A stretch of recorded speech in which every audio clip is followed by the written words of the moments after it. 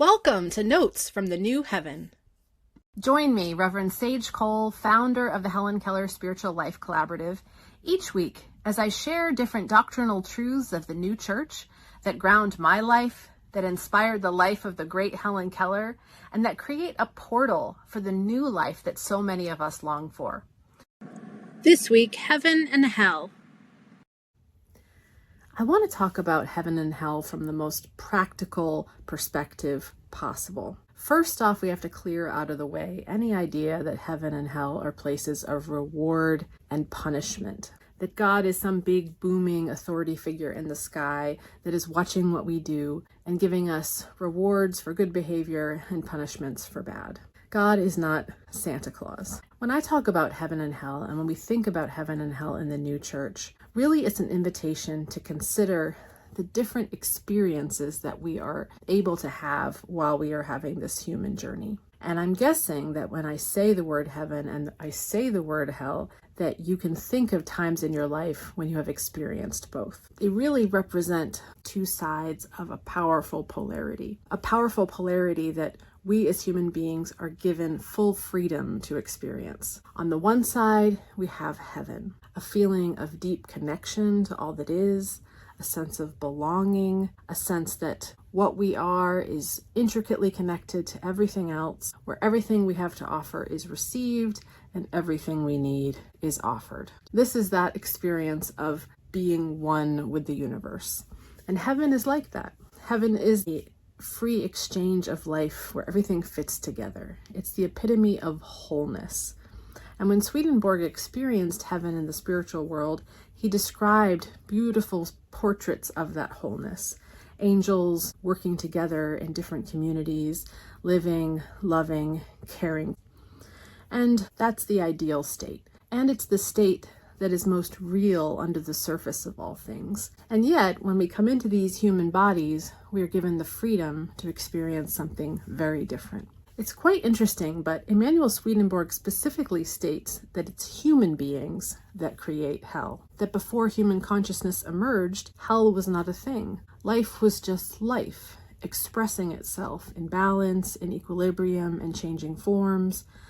But when consciousness emerged in human beings, now we, as creatures able to look down and consider ourselves as autonomous and separate, able to imagine the past and the future and feel a sense of agency, that we then were empowered to create hell, to turn away from the natural flow of life that we had always been a part of before. This is the story of leaving the Garden of Eden, the inevitable journey that we human beings take away from connection to God and into that experience of separation. The feeling of hell really is that understanding ourselves as entirely separate from everything else, on our own, unsupported, and finding satisfaction only through very materialistic means, either dominating and controlling others, gathering the most stuff, having the most pleasure, or even sometimes finding pleasure in our pain. All of that really resounds with the experience of hell. And this is why some people say that Earth itself is a hellish realm. Much of our consciousness on this earth is very much shaped by this sense of separation. We have come to be very materialistic beings that judge the world through this lens of the physical, often really unconscious of all the forces that are at work that are beyond the physical, that ground us in connection, in wholeness, in heaven. Heaven and hell are not states of eternal reward and punishment, but they are states of being that we human beings can experience. And hell is that state of limitation that we are uniquely crafted to be able to choose. But thank goodness, and perhaps I'll explore this in next week's video, the journey of regeneration is the journey of exploring all of the possibilities of hell, all of the possibilities of limitation and isolation, and then remembering, returning to that deeper experience of oneness that is in fact more real, and escaping from the illusion that is hell. Swedenborg tells us that these are experiences that we have now, and they are realms of being where we continue to live after we die. Some souls stepping into a life of heaven and continual expansion unto eternity. Some souls just really stuck in this material illusion, in the sense of separation, and continuing to perpetrate that separation even after they die. There's a debate in Swedenborg about whether or not hell is an eternal realm or heaven.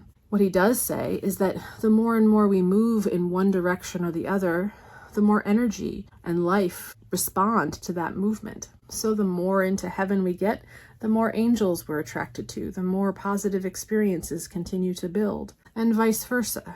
The more hellish choices we make, the more separation we believe in, the more negative voices we allow in and share with others, the more that kind of state can build. And yet, at the same time, we're always kept in this equilibrium, this balance between the two. And so all of us are in that balance. And this is something I love about the Swedenborgian Church, this acknowledgement of all of our messy imperfection, that every human being exists in that equilibrium. Nobody is so perfect that they might never struggle with limitation, and nobody is so limited that they might never experience illumination. The truth is we're all free and we're all connected, and the deep heavenly life that Swedenborg really did witness in his ability to step into and explore both the heavenly and the hellish realm is that the divine holds it all. The divine holds it all, and in all of it, it is good. It is freedom. So perhaps all of it is a part of this journey and expansion that God is and seeking to bring into being.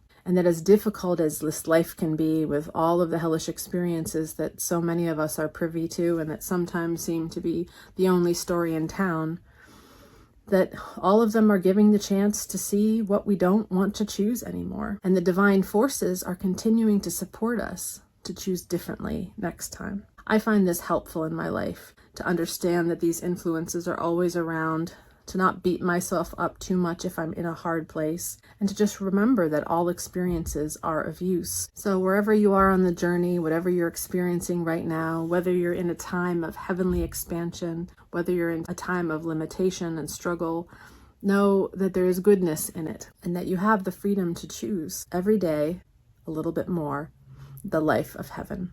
Thanks for tuning in. And if any of these truths particularly speak to you, I hope you'll join us this fall for some larger conversations that I want to hold, because I'd love to hear your experience with them. These truths only are true insofar as we live them, and I'm so excited to hear about your experience. Many blessings, friends.